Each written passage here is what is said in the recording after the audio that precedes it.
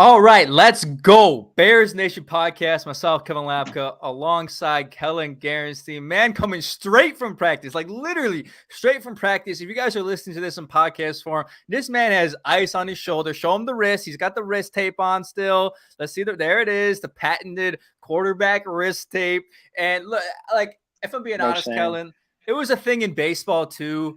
And I never, like, let's be honest, it's a complete style thing. It is. It 100% is. It is. I need to make sure it matches the uniform. When we got on black jerseys, I make sure I got black tape on. That's how it goes. It looks raw though. Like as a baseball player too, like you tape it up. It literally does nothing for your game, but you look, you take it a tear up a little bit. And absolutely. Look, man, you play good, look good, play good, right? That's how we roll. But here we are, Bears Nation podcast on the night of roster cuts. The roster has been finalized, the final 53. It's always a good day because it means we're that much closer to week 1 in the NFL season. We know who the Bears roster is going to be rolling out when they play the 49ers on September 11th. So some surprising moves, not just for the Bears, but for around the league. So we're going to break down the Bears roster, talk about the biggest surprises, and then later in the show, we're going to kind of get into, the Bears have the 7th waiver wire slot. They have the potential to get not a really good player, but a good player who is cut by one of the other teams, one of the other 31 teams around the NFL today. So we'll get to that. But Kellyn, I know you probably were kind of looking at it. You're busy today, but you saw it across your Twitter. What do you make of this roster? Like, do you like where we're going here? There was some big, surprises. What do you make of the day overall for the Bears? I'm looking at it right now. So obviously, like, I was busy today, but did Doug Kramer is he on the practice squad? Did they practice squad him? So I didn't see anything about like their plan to do that yet. Like typically because they don't make that decision yet, they'll say like, oh, we have waived him with the intent to bring him back to the practice squad. Okay. Yeah, I didn't see that, but I mean, there's no surprise that he was gonna, I didn't think at all. Like we did the prediction episode. I mean, did you really think he was gonna make the active roster? No way, right? No, he's small. He's a small dude. Would have been cool. He's also injured. Yeah, that too. Yeah, so Doug Kramer. No, everything else is looking pretty good to me. Michael Schofield, I saw that on Twitter when he got cut. I'm glad that happened because, first of all, he wasn't good. Tevin Jenkins played better, and second, we find a spot for.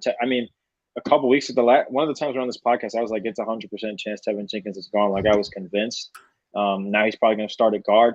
There is none of that like hometown hero BS with Michael Schofield. Like if you don't care, you grew up. I mean, same thing with Doug Kramer, right? Like we're not playing those favorites. Like I'm glad that they're keeping it a business. Defense is looking good. I'm seeing Angelo Blackson made the roster. Kairos Tonga made the roster. Obviously, Dominique Robinson, they're probably going to try and develop him. I thought Matthew Adams at linebacker had a really good preseason. Like I felt like on the field and in practice, I saw 44 a lot. Like I was very happy with that. Yeah, I mean, Matt Adams was not a surprise. I mean, because of the lack of depth really there at the linebacker position, like you knew that he was a lock to make it. Like he was a lock to make it, and you feel a little bit more comfortable about him being on the roster based off of how he played in the preseason. I just sent it to you in the chat. Doug Kramer on the IR. Yep. So again, like that, he's injured, so they send to IR. Who knows if he would have made the active roster if he was healthy anyway. So. We'll see about that. But yeah, so Michael Schofield, this is the big one, right? And if you look at, websites, national websites around the country, like they'll do team by team, biggest surprise cuts for each team. And Michael Schofield's on there for the Bears and almost every website. This is a guy you kind of picked up late, but you spent money on him. He's the hometown kid, right? There was talks about, just weeks ago, him being your starting right guard for this year. And then Tevin Jenkins comes along and says, bye-bye, Schofield. This is my position now. And he's listed as right tackle, I think, on the official Chicago Bears website, which is interesting. But how much, does them waiving Michael Schofield tell you a lot more about Tevin Jenkins or just the fact that Schofield wasn't good? Probably a little bit of both, man. Like we saw Tevin Jenkins. We saw both of them play. And when Tevin Jenkins was in, like he was solid, right. At least, especially in this last Browns game, right? He just looked pretty comfortable at guard, and then Michael Schofield in his limited reps against KC, it wasn't what you wanted to see, to be honest. So that, I thought that was the right move. I think it's a good move for the future of the franchise to have two guys that were in the same draft class play next to each other, along with another young guy at left tackle that they clearly think high of, and Braxton Jones. because I'm assuming that Larry Bourne is going to be a right tackle. If not, it'll Yep. probably be Riley Reef because it sounds like they want Jones on the field. So I'm very pleased with that offensive line with the how they sorted that out. I completely agree. I mean, you look at the guys that they keep Ja'Tyre Carter, and they also keep Zach Thomas. So I didn't think they would keep Carter. I thought they would keep Thomas because, he's also young. But when you look at the back end of that, like this is also now a position group where if you compare it to last year, right, there's been a lot of talk about the Bears offensive line not being good and whatnot and not being up to par. And obviously in the past few weeks, especially with development of Tevin Jenkins being at right guard, to me, this is a very serviceable offensive line. But compared to last year where, the first unit it didn't seem terrible on paper. It ended up being terrible because they allowed the most sacks in the NFL last year. But the problem last year and the years prior was you had zero depth. Like there was nobody to back these guys up if one of them went down. And unfortunately, like the past 3 years, guys were going down every week. And you're like pulling Alex Bars off the practice squad. You even had to pull Sam Mustafa off the practice squad, who's now on the team. So, like, are you feeling a little bit more encouraged about the offensive line just because they have a little bit more depth than they've had the past 3 years? Yeah, I think the young guys too are especially pretty solid. Like if Chris Morgan can, I think turning Jones, Jenkins, and Borum into like at least average level starters is a damn good thing to do. I think Ja'Tyre Carter can get there based on the tape that I saw in college, like very limited. I didn't get to watch Zach Thomas, but both of them, right? Like that offensive line coach is, I think I've said this before on this podcast, is the most important position coach on that team. For me, it goes Eberflus, Getsy, Chris Morgan. That's how it goes. Because that's so important to develop those young guys. We talked about how improving that can create draft capital for you. Yes, that's I remember that conversation. That was a good one. But I'm very happy with that. And if they can turn another one of those guys into a starter, that's golden. Like you couldn't ask for more. It's huge, man. It's huge. So let's kind of go position by position here and take a look at the depth chart. So let's start with quarterbacks. Obviously, they keep Justin Fields and Trevor Siemian. No surprise there that they, cut Nathan Peterman. It's a smart move to only carry 2 quarterbacks. They have the intent of bringing Peterman onto the practice squad, assuming he clears waivers, which I don't understand why he wouldn't. So understandable there. You can have another position, another player, another position. So it makes sense to keep 2 quarterbacks.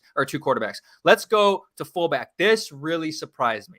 The fact that they carried 2 of them. It was no surprise that they would carry Kari Blasingame.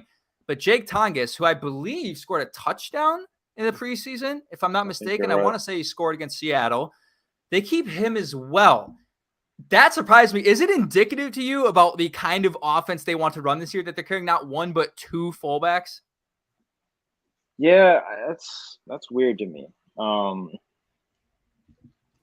They must plan to go like, they just must plan to have a fullback on the field a lot.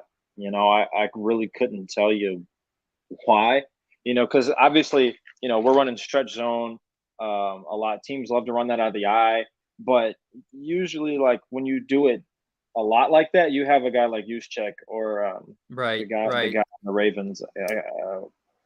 His name is escaping me right now. And then the Raiders, they were using Sutton Smith, who was a Northern Illinois grad. They were using him at fullback like that. But that's a little weird to me. I'm guessing that they just have the Bears are saying that they have 2 different skill sets, right? Like we're going to use one of them to really be this bruiser. He's gonna be this lead blocker, whether it's on power. We're going to run 2-back power, whether we're going to run outside zone, and then one of them is going to be this guy that is primarily probably going to be a pass catcher. And I'm sure that, and I think Tongas is probably because he is the guy that they target more. Right. I think he's going to be the guy that probably like is that 3rd tight end when they need it. Okay. But, I really couldn't tell you. Like, I'm sure that this is a thing that Luke Getsy said, I want them both. We don't need their 4th running back. I forgot what his name was. He got cut today. Darrington Evans. Darrington Evans. He's like, he's not a better football player than the 2 fullbacks. Let's just keep them both. I'm sure that's what Getsy and Flu said to polls, and they went with it. Well, here you just said something that's really interesting to me. You talked about Tongas being, the potential 3rd tight end in situations or whatever. Mm-hmm. And one of the most surprising things for me about the entire roster makeup for the Bears and the depth chart that we currently have is they're only carrying 2 tight ends. I mean, this is a team that carried 5 tight ends last year. Yeah. I mean, we were talking about 5 tight ends with Jesper Horsett, Cole Kmet, J.P. Holtz, Jimmy Graham, and I think they carried one more. Last year. Who was it? Oh, it's going to irk me.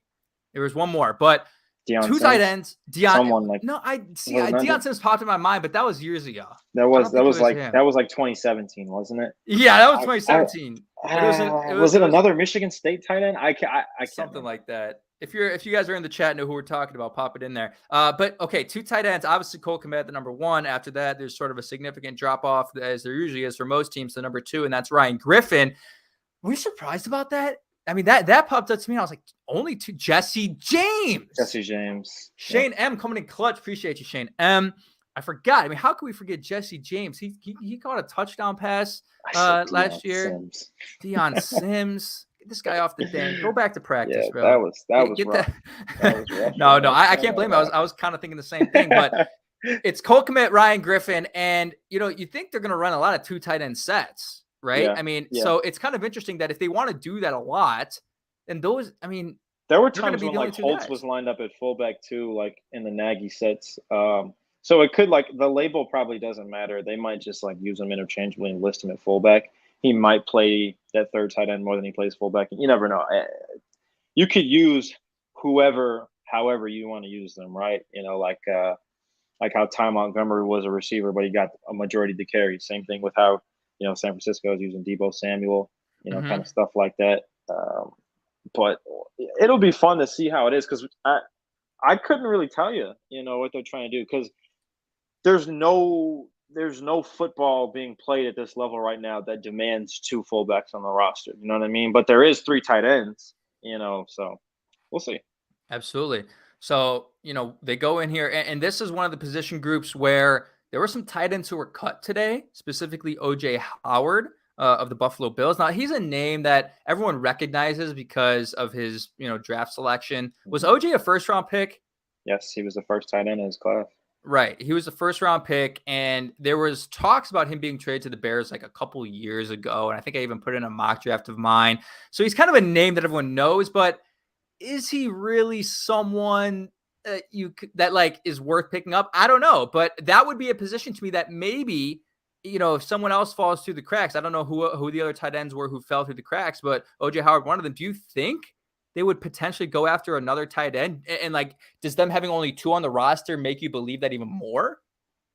OJ Howard, probably not. I'm trying to type something into Google, my bad. But I would say, I just don't know if OJ has the juice left with the injuries and him being I think this is year 6 for him now. He just hasn't got it going. I guess a name to look out for is Devin Asiasi. Yes. He got cut from the Patriots today. That's the tight end. He's a young guy, so he's probably going to get a bounce back somewhere. But I don't know if there's there's some receivers. I'm sure we'll get to that, but I think we'll probably be some more receivers we're looking at than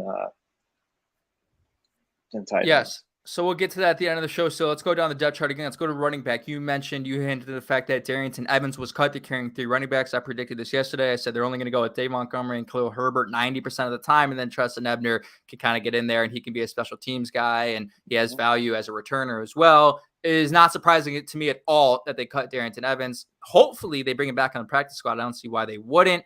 Hopefully they do that. But honestly, and they were having this conversation today on the score when I was working, like the Bears running back room is, in my opinion, the strongest position unit on the team.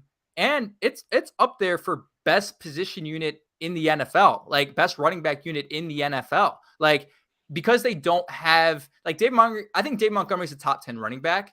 I wouldn't say, he's obviously not on the same tier as the guys who you're drafting first in your fantasy league, like Christian McCaffrey or Dalvin Cook or Jonathan Taylor, but that guy's a good football player. And we think Khalil Herbert's pretty good. Would you agree that with this running back room as it's constructed right now, it's pretty damn near tier 1 among running back groups in the NFL? Yeah, no, absolutely. I think they complement each other really well, and they keep each other fresh. And that's just what being a good, room. It's not even a running back by committee thing. It's just a 1A and a 1B with Montgomery and Khalil, and then you have your 2 or 3 really, I guess, and Ebner. But I mean, yeah, I don't know if I would be comfortable saying it's one of the best units in the whole league. One of the stronger running back units. So out of all 32 running back units, absolutely.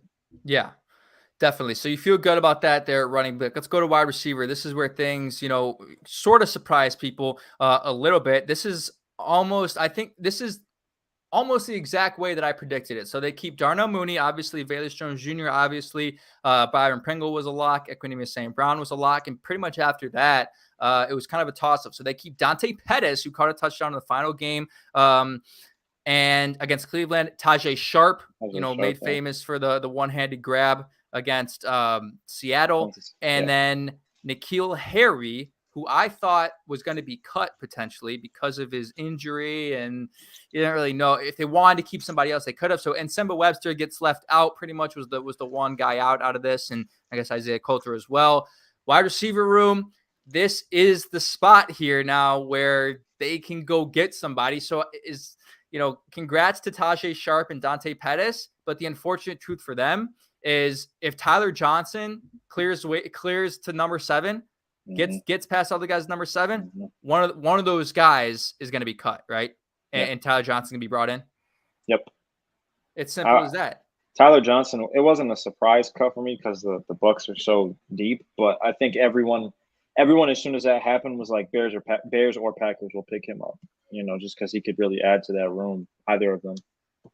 And a problem you have is like with the waiver order right now, like you have teams above you, and I'm going to look at the exact waiver order right now, who obviously, because it's based off of the draft order, they're not good teams, right?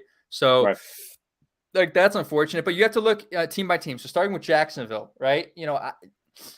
They're kind of set with wide receiver, right? Like, do they need to pick up Tyler Johnson if they're comfortable with their roster? They need it. I don't think they need it, right? Nah. I know Laviska Shenault wasn't good for them, but if they felt like they needed depth, they would have kept him, and they traded him. So, because I think the bottom line about waivers is like we see these guys get cut sometimes, and we're like, oh my god, no way they clear waivers. Like I think it happened a couple times last year. I think Julio Jones last year cleared waivers when he was cut. And I was like, there's no way Julio Jones is clearing waivers. And boom, he cleared waivers. Like once the team makes their final 53-man roster, they're comfortable with that. Like, all right, this is our team. Let's go into it. Let's not throw a wrench into it because that means you got to cut somebody else or move somebody around. They don't want to do that. So it honestly happens a lot that a player will entirely clear waivers. So for a guy like Tyler Johnson, just to get to 7 shouldn't be insane. But after Jacksonville, it's Detroit. They're totally set at wide receiver. Drafted Jameson Williams, Amon-Ra St. Brown. They got some other guys, Quintus Cephas. Texans probably maybe could use it. That might be a team that, might go after it. Jets don't need it. Giants don't need it. Panthers probably don't need it.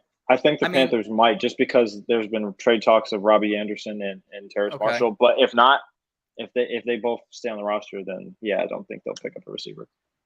And the thing is, like the Panthers are a team that all of a sudden could be thinking, like, oh, they can make some noise if Baker's good enough, and he's telling the Browns he's gonna. What did he say today? He said he's gonna. I'm gonna fuck them up. I'm gonna fuck them up. Yeah, okay, Baker. I want to see it. I want to see it. Yeah, that would be cool. That'd be sweet. But so the Bears sit at 7th. What if you had to put a percent chance on it? What do you think the odds are that they get a Tyler Johnson, in the coming days? Above 50, I'd say I'd probably give it like, wow. I'd probably say somewhere in the 50s or 60s. That's a high chance, I guess. So like maybe I'm overdoing it a little bit, but I mean we did just kind of run through it. The Texans, I think, are the biggest threat at 3, but none of the other teams in the wire, unless the Panthers get rid of one of Robbie Anderson or Terrace Marshall, I don't think that anyone else will need it. So. And okay, so like 50 or above 50. That's a guy who it makes your team better. Like Tyler Johnson, again, like everyone's say, oh, he got cut. Like does that mean he's not good at football? No, it doesn't mean he's not good at football. Look at the depth that the Tampa Bay Buccaneers have in their wide receiver room. Like when they picked up Julio Jones this past month, they knew somebody had to be on the way out. And Tyler Johnson's a young kid. He's a bigger receiver from what I could remember. I check his size exactly. I want to say he's pretty tall. I remember him making a catch against the Bears a couple of years ago. I'm looking at his measurables right now. He's 24. Okay, he's 6'1", right? But he can make contested catches. Like this guy makes your team better. Like you have an opportunity now, through these cuts and through, the waiver order here to make your football team better. And you can silence a lot of the doubters and you can stop a lot of the narrative that goes on Dan Orlovsky and ESPN every day talking about the Bears are giving Justin Fields absolutely no help at all. Like, yes, Tyler Johnson had 360 yards last year and only 169 the year before that, but he's a younger player in an offense that was absolutely loaded at the position group. Like, he could make a difference for you. Is he better than Tajay Sharp? Yes. Is he better than Dante Pettis? Yes. Likely he provides you more potential than both of those guys combined. So your team gets better if you pick up a guy like this. So, hopefully they do it, man. Hopefully they do it. I would like Hopefully to they see get that. lucky enough. Yeah. Let's go. We talked offense. Did we talk offensive line? Yeah, we did. We said Yes. Zachary Thomas, Sam Mustapha, Ja'Tyre Carter. Let's go straight to defense because this is where things got a little bit interesting for me. And let's start with the secondary. Let's start with that because this one was a complete toss-up. So they keep at cornerback Jalen Johnson, Kyler Gordon, Tavon Young, Kendall Vild. Well, Tavon Young's IR, I think. Is on IR. So here's the interesting thing about Tavon Young. It was reported he was going on IR. And then he tweeted later in the day. He said, he tweeted something. He said, going on IR? What are you talking? Like, as if he didn't know that he was going on IR. Yeah. I don't know what's going on there. I mean, he's listed on the Bears website, the official depth chart for the Chicago Bears. He is listed as the second string cornerback behind Jalen Johnson. So, don't know what's going on with Tavon Young, but he on the website of the Chicago Bears, he's listed as second string cornerback. We have Kyler Gordon, Kendall Vildor stays around, Duke Shelley stays around, Lamar Jackson, and Jalen Jones, which was a name that I barely even remember. I thought Greg Stroman would have made it. Were you surprised about the cornerback position grouping here, that Greg Stroman was kind of the odd man out here and that Lamar Jackson made it? And also the fact that Duke Shelley is still around. It's the year 2022 and Duke Shelley is around. Yeah, Duke Shelley, I think he's just had some good stuff on the field in the last couple of years, and maybe they kept him around. But I would have thought the new regime probably would have wanted to move on. Lamar Jackson making the roster, I think, is actually pretty good. I would have thought, I really couldn't tell you how much I remember seeing Jalen Jones in the preseason. I remember more Bo Pete Keys plays than I remember Jalen Jones plays. And obviously, I don't. For the wrong reasons, though? Do you remember Bo Pete Keys plays for the wrong reasons? Yeah, probably, right? Probably. Yeah, I don't know. I mean, hopefully the Bears can just stay healthy back there because I really think that those, obviously, the first two we have in Kyler Gordon and Jalen Johnson. I love those two. If Vilder can figure it out, whether it's at nickel or outside, doesn't matter. If he can figure it out, I'm all for it. If they take Tavon Young at IR and put him in nickel, that's a really solid, 5 DBs you're putting out there. So I don't know. Duke Shelley's he's another one of those guys that's a pure nickel. Some of these, I think Vilder is a pure nickel, and some guys you can switch, Chauncey Gardner-Johnson, who's going to play safety for the Eagles. Some guys can flip between nickel and safety, or they're better at one than other, but they can do both. Neither of those guys can really do both. I think Kyler Gordon can do both. Kyler Gordon can do all three. He can play outside, nickel, and safety. That's just his skill set. But that's why he was a second-round pick. So I don't know. I mean, hopefully we don't have to get too deep. I think Lamar Jackson is probably a fourth best corner. I'd still probably put Vilder over him, but I would. Yeah, but I'd probably put Lamar Jackson as the fourth best corner, and then Duke Shelley and Jalen Jones 5 and 6. Doesn't matter which one. Don't care. Hopefully don't care. Yeah, exactly. Hey, where's Thomas Graham? Is he on IR? Dude, that's what I was just about to say. Our guy Thomas, he got cut, dude. Thomas Graham Jr. got cut. Shit is right, because you and I have been on this for a while now, that this guy can play. We thought he could have been the starting nickel, perchance. I'm pissed. And I think I have to look at it again. I don't know if he was another guy where, it's the intent to bring him back to the practice squad. But if I were another team, if I were the Minnesota Vikings, and I saw what Thomas Graham did to them last year, pick him up on waivers. The guy can play football. It's just an unfortunate situation for him. He didn't get a chance to, showcase his skills more during the preseason. He didn't play at all. Yeah. So, it's the unfortunate, truth of injury sometimes. But I mean, I think Thomas Graham could play. Yeah, I was just talking about Lamar Jackson being the fourth best corner. I was like, wait a minute, I'm missing something, and that sucks. Must be the injuries. They must just not be confident about his body. Trainers must be saying something, or this guy just can't get healthy, or I don't know, man. Because that guy, you're right, he can play. We saw it. We all watched it. We all watched that guy play very well against a Minnesota Vikings receiver core that is very good. And KJ Osborne, obviously Justin Jefferson, top 5, probably top 3 receiver in football right now, and Adam Thielen, who is Adam Thielen? Like, no more needs to be said. He played really well that night in prime time. Cold game, first start. Yes. Old rivalry. Like, that was obviously we didn't win that game, but like that was a very impressive. Yeah, that was a very impressive showing for him. Freaking red zone in that game. I still get pissed about it just talking about it. Let's not even bring that up. Shane M mentioning we believed he was a former first round talent. He opted out. I think of the year in 2020 because of COVID. I can't remember if he opted out or got injured. Like I think he opted out his final year, and if he didn't do that, he would have been likely a first or second round pick. And we talked about that a lot here on the show. And like now, Nicholas Moriano, a friend of the program over at CHGO, says there is a strong chance the team tries to bring him back on the practice squad. And he says some individual, I don't know who the individual is, told him that Graham said he expects to be a part of the active roster.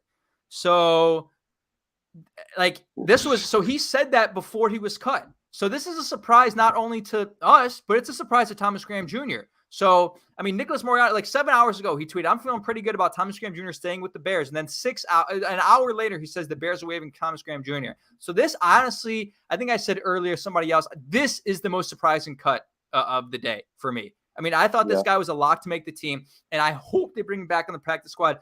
And if he gets healthy enough, sit him on the practice squad, let him get healthy, elevate him, and knock Justin Jones out of there, or Jalen Jones out of there. Jalen, doesn't even matter. Knock him out of there immediately because Thomas Graham Jr. can play. When you have 3 guys at the end of the roster who are completely unproven, and Duke Shelley, I mean, I wouldn't say Duke Shelley is unproven. I just think he's a good football player. Like we've seen it. He's just not that good. Lamar Jackson's unproven, and Jalen Jones is unproven. Competitive league, man. Sometimes you're a good football player, and there's no spot for you. That's just how it is. It's just how it is. And there's plenty of guys, who are talented who got cut around the league, but hopefully Thomas Graham Jr. clears waivers and they bring him back. Other positions on the defensive side of the ball, safety was no surprise to anyone. Eddie Jackson, DeAndre Houston, Carson, Elijah Hicks, Jaquan Brisker, and Dane Cruikshank. Really good special teams guys there with Elijah Hicks, DeAndre Houston, Carson. And I actually think Dane Cruikshank could be a little bit something in some nickel and dime packages. They used him in a little bit of those situations against Cleveland, and he made some nice plays. And I remember sitting there like, damn, he looks good. Anything you have about the safeties? I mean, no, we're nothing to say. Good. Let's hopefully Jaquan Brisker can follow through and get that Rookie of the Year, man. I'm looking forward to it. Did you watch that interview I had with the trainer? I watched bits and pieces. I haven't gotten to sit down and watch the whole thing yet. I'm gonna keep being busy, dude. I'm gonna be in the Woody and at the stadium from like 9 a.m. to 11 at night on Saturday, which is gonna be fun. But yeah, it's gonna be rough. Dude, that's great though. Big game on Saturday, Ohio State, Notre Dame. I'm sure you're looking forward to being involved with that at a certain capacity. But if you guys haven't listened to that, you guys can check that out on our page. Dwayne Brown interview. Dwayne Brown is the trainer not only for Jaquan Brisker but also for Aaron Donald. Both of them actually watched the interview. That was kind of a cool moment for me. That the greatest player, in my opinion, of all time defensively, who may or may not get suspended soon for waving helmets around. He watched the interview. He's an angry guy, man. He's an angry guy. Like that. Like I would not. There's time. no amount of money you could pay me to make Aaron Donald mad. Like personally, I'm not doing it. I like my life. I'm good. Yeah, it's a wise decision. That's a very wise decision. Good dude though. Amazing football player. Good dude, nice guy, and Dwayne Brown had nothing but nice things to say to him, and a lot of great comparisons between Aaron Donald and Jaquan Brisker. And if at this point, as a rookie, he's comparing Jaquan Brisker to the greatest defensive player of all time. Like, I heard a lot of people, Kellyn, who were like, "Oh, it's just his trainer." Like, yeah. But I will say, after the interview, the trainer Dwayne Brown called me. And he was telling me more about Jaquan. He was telling me about another player he trains that's not on the Bears who he was like, I don't think this guy's going to be that good. If I'm being honest, like, I don't think he's ever going to reach the heights that people think he's going to reach. So he's being real about the guys he trains. Like, he's not just, every guy I train's a Hall of Famer. Like, he's being real.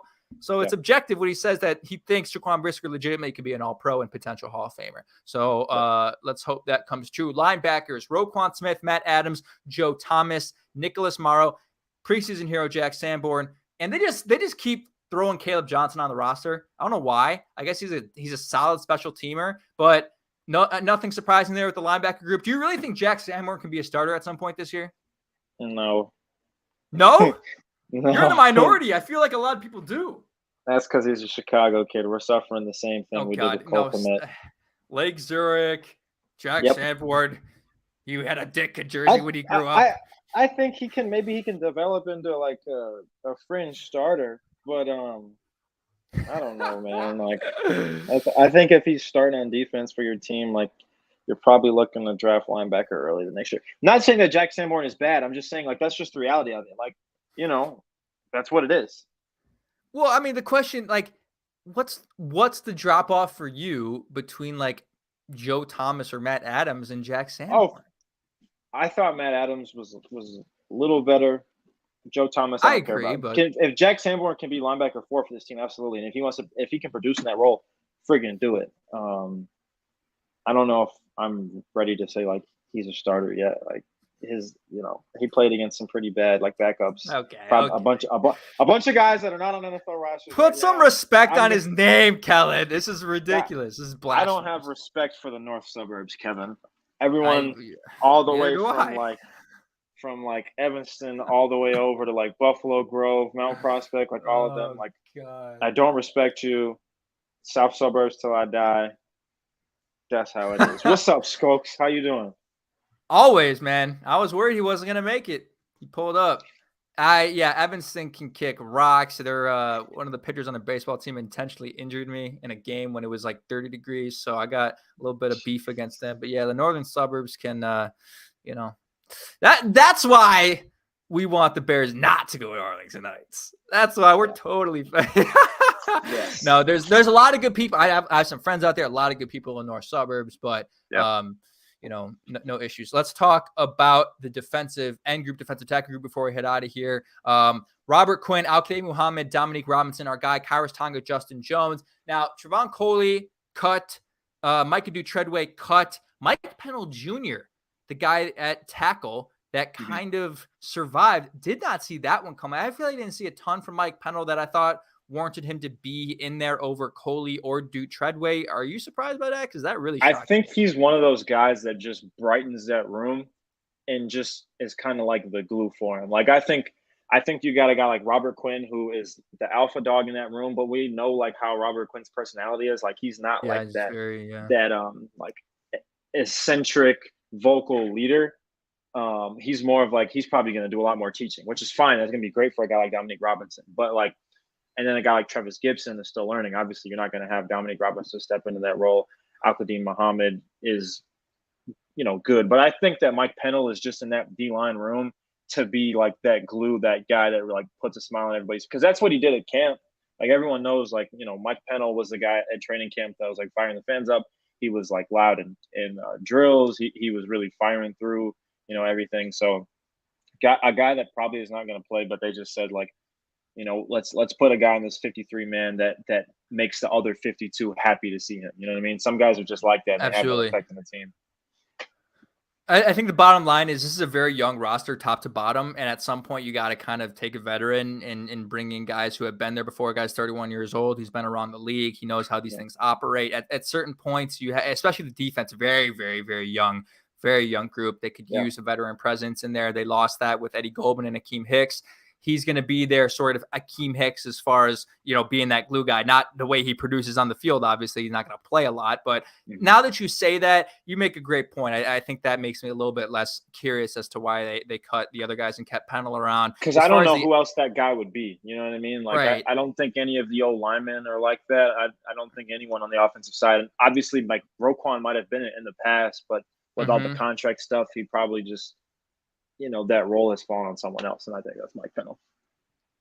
Yeah, absolutely right. I mean, and then Travis Gibson, a guy who I thought has been pretty quiet this offseason. We really thought Travis Gibson might take a step up this year, might kind of elevate himself to be sort of pushing like Al-Qaeda Muhammad for, maybe equal reps, but that's not the case at all. I mean, this is obviously on the outside at the edge position, Robert Quinn and Al-Qaeda Muhammad dominating out there.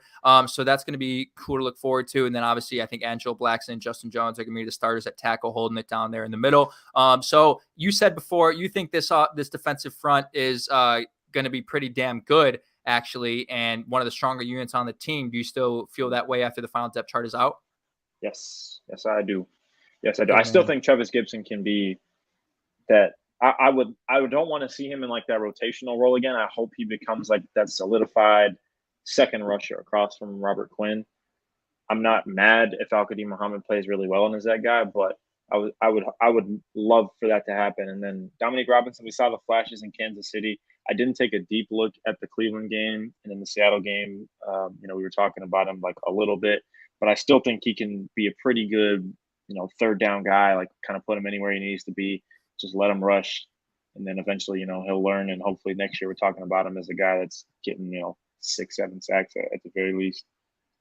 Absolutely. Hopefully that is the case. So before we head out of here, I want to read you some names here. Some other guys around the league who were cut that were surprise cuts. And again, all of these guys, they might clear waivers. So it's not like, oh, the Bears are just going to pick up Tyler Johnson. Like these guys could clear, they could make multiple moves. And I think they have, among all the teams in the NFL, the Chicago Bears are the team that would do that. We've heard it from Ryan Poles. We've heard it from the, the director of player personnel before the game last week that they are going to be active around this time if guys around the league are cut. So let's start with some names. I'm sure you saw these guys around the league. Alex Leatherwood was cut from the a first round pick a year ago. What do you make of that?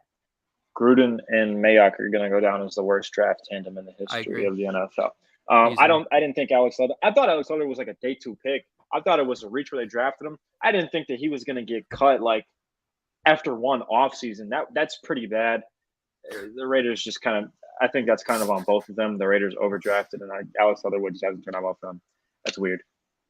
Yeah, so I am Skokes. I don't think they're going to make 3 moves because if they were to acquire 3 players, they would have to cut 3 players. So that, or move somebody to IR.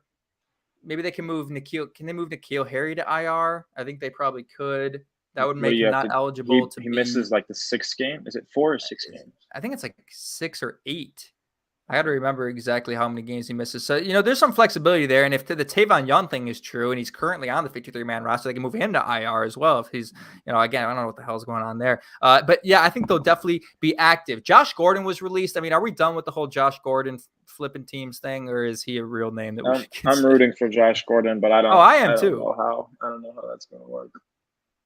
I don't know either. I mean, I do you think the guy can really play anymore though? Like, do you think he still has a little bit of juice left in the tank? How old is Josh Gordon? 34, I mean, 35? Josh Gordon's got, no, he's not 35, Kelly. Come on. Josh Gordon's How old is Josh Gordon? I think Josh Gordon's probably 30. 31. 31. He's 31. I said 35. That's pretty bad.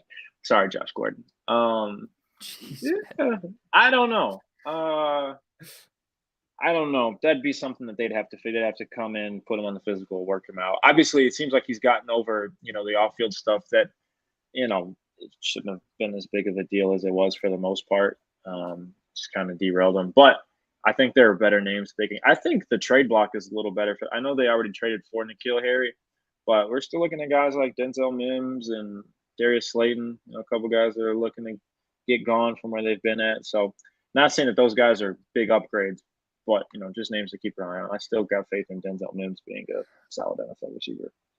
I thought that Darius Slayton was going to get cut. That was my big prediction. And if he got cut, I would want him. I would have wanted him immediately, way over Tyler Johnson. I mean, that guy has done it. He had like 1,491 yards in his first 2 seasons with 11 touchdowns. Like, those are good numbers for a guy like him. A few other guys. Preston Williams was cut. Is he an upgrade though over Tajay Sharp and Dante Pettis? Maybe. Yeah, I mean, then you're just kind of like splitting hairs in the back of the bus at that point. Yeah, I mean, you're not wrong. You're not wrong. You have to say it. I mean, yeah, you're not wrong. This is this one. Danny Shelton, defensive line, Kansas City Chiefs. Again, another recognizable name. A position, again, not a whole lot of depth. How faithful are you in Kyrus Tonga? You don't really know. I think, this I'm Scott also says he thinks DL could be a position they go after. What do you think about Danny Shelton or another DL tomorrow? Sorry about that. I don't know. I don't know about D-line. You know how I feel. I think they've got a good group there. Could they always upgrade? For sure. But they've got 2 vets on the edge, and then they got the 2 young guys to pair behind them.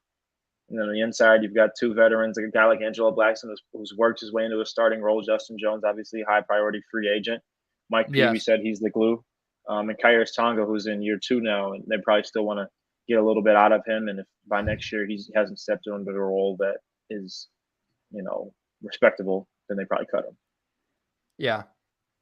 Some other guys, again, Logan Ryan, safety, Tampa Bay Buccaneers. Like, I think we've kind of reached. Or did Anthony Brown get cut? Yes. He did? I think he did. Cornerback the Dallas Cowboys. I got to double check that because he was on a list that I made yesterday, and he's the guy you have to go after. I do think cornerback is a position that they need to go after here on the waiver wire or just, in the free agent market in the event that they clear waivers. And also, Nick Kwiatkowski was released. Nick Kwiatkowski, bring him back. Bring him back. Nick Kwiatkowski played well a couple years ago.